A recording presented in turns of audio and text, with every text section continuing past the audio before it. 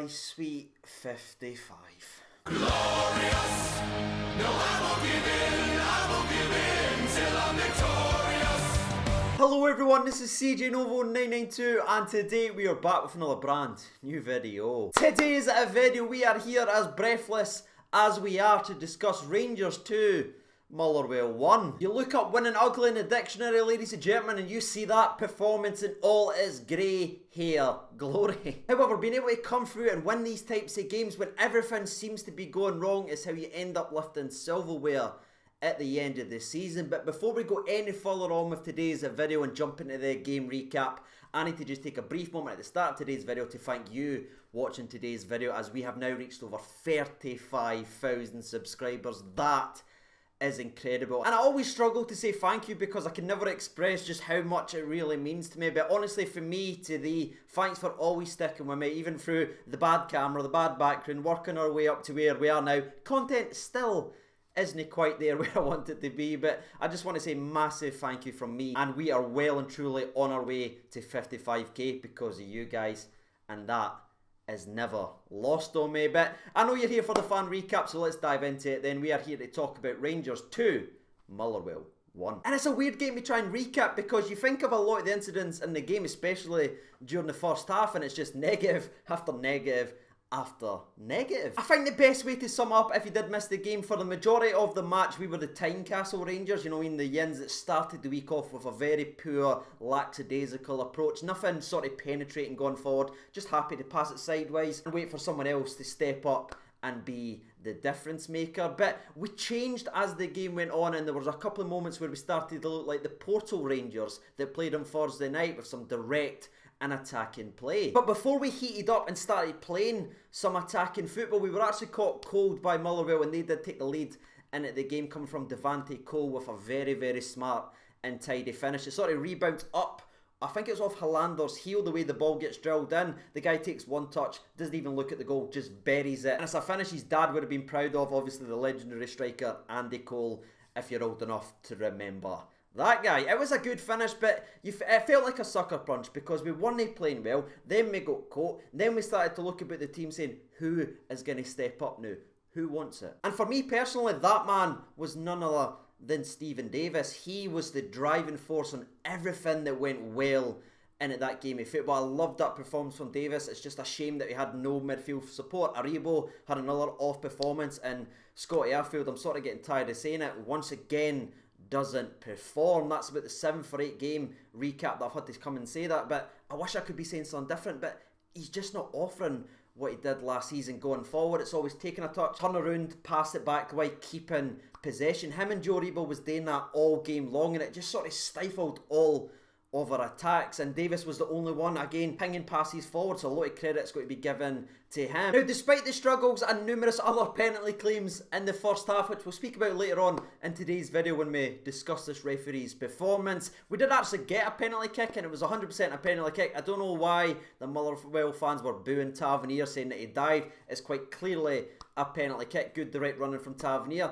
And the man who's under a lot of criticism lately, a lot of pressure on him, steps up, and he shows confidence with the way he rattles it. I mean, it's not a tame effort that's well saved by the goalkeeper because he's crapped himself. He rifles it, but it just isn't gone right for Tavernier right now. And he hits the post and the rebound goes away from him. So that means he's missed the last 3 penalties out of 4. That's not a great penalty record. And I want to just ask you, who's watching today's video, is it time to bring in someone else to take the penalty kicks from Tavernier, who started off amazingly, hitting 11 in a row, but if you check his penalty record lately, it's been awful since. The way we came back into the game of football was actually Stephen Davis having a shot from outside the box. Now it gets saved by the goalkeeper, and he sort of just palms it almost to the edge of the box, but what Jermaine Defoe does is just, he reacts quicker than everyone and volleys it in the goalkeeper side. It's honestly in the back of the net before the goalkeeper even gets near the ground. That's the clinicalness of Jermaine Defoe, and his reactions are still there. That was clear to see. We saw it in the goal versus Aberdeen, and we saw it once again. He is sharper than everyone on the park, and we benefited once again. Phenomenal finish from Jermaine Defoe, and I loved his celebration as well. We had a wee celebration with his teammates, and then he jogged all the way off the park,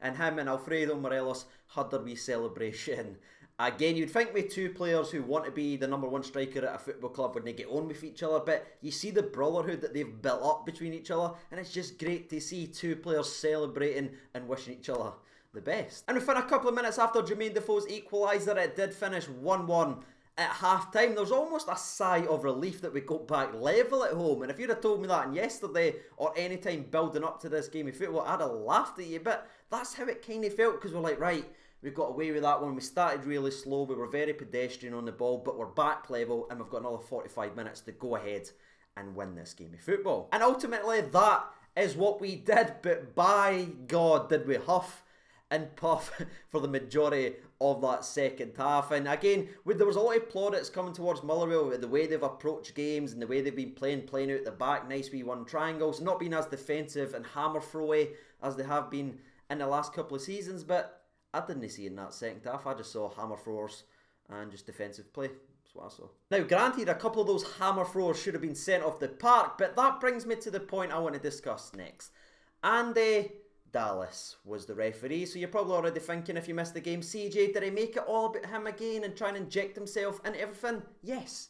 You're very, very right. Oh man, I honestly hate this guy, and once again he just tried to take over the game of football, make it all about him, his wee smirks and his wee grins, and you just see his arrogance oozing for him, and he's just a crap referee. Fair enough if you've got arrogance and you've got a bit of an ego and everything like that, at least be good at your job.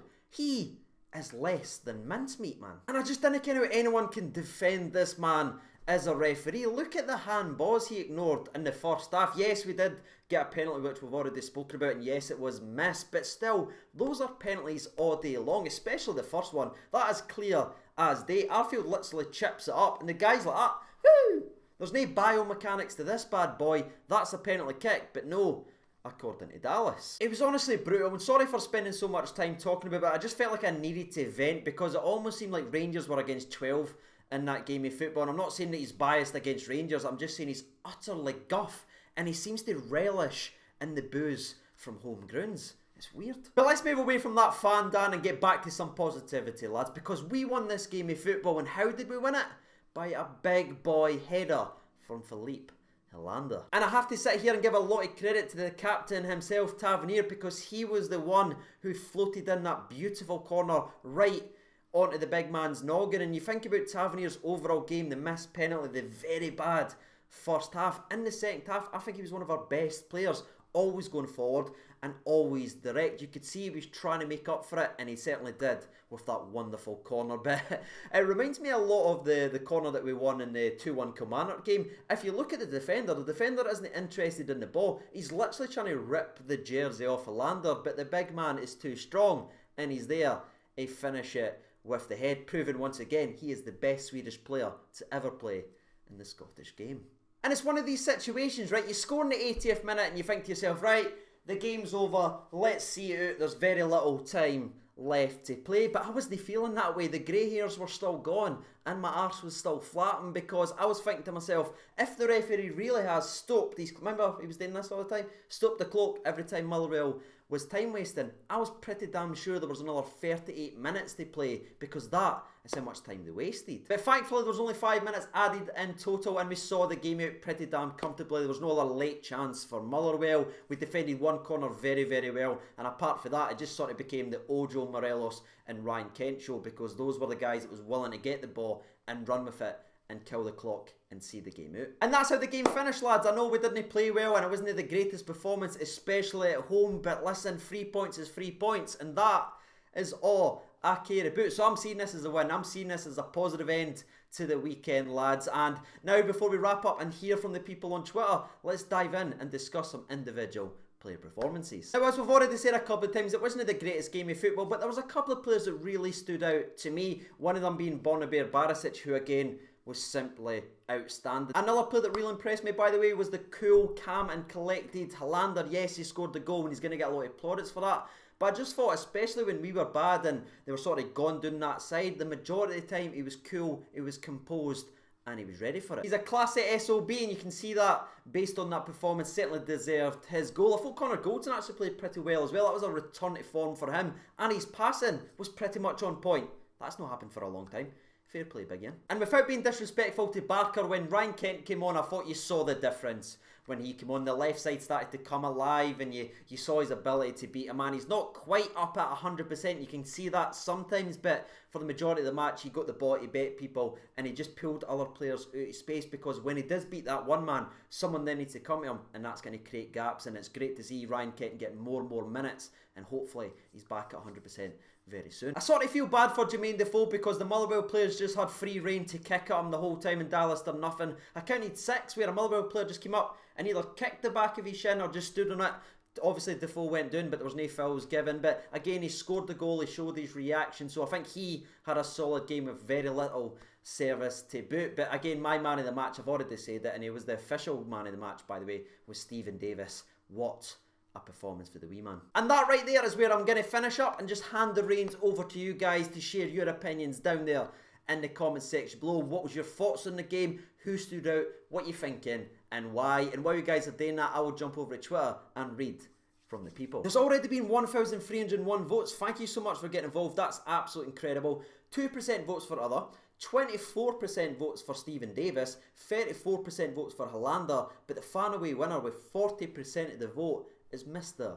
BB. C Skills HD, my centre back, writes in, gonna get games like that where we're gonna have to scrape through and get a result. Thought Barisic really stood out. Bob Steele writes in, much tighter than I expected, but I'll take the win. Davis, Barisic and Hollander all great again. Thought Hollander's defending was slack when they scored. Davis, man of the match for me. Taffer, another shocker in the first half, but came good in the second. Kick up the backside at half time. That's usually a Gerrard special. Deaky Neil writes in, big Hollander for me was a struggle, but 3 points is 3 points. Shorty writes in, Davis for me, he dominated the entire midfield. To be fair, he was doing it pretty much all on his own. Callum Stewart writes in, this is Bonner's team and everyone else just plays in it.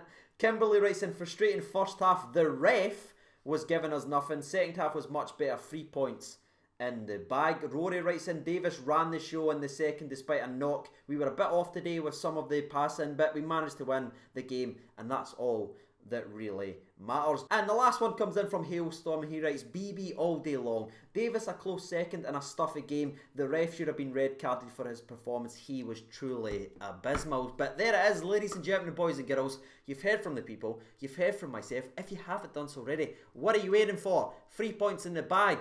Let's talk about it. Before we wrap up today's video though, a special mention to the absolute legends on the Patreon's account for all their support. If you would like to support the channel, as always, links for that is down there in the description below. And I've been CJNovo92. Truly, from the bottom of the old heart, thank you so much for 35,000 subscribers. I hope you enjoyed today's video, and bye.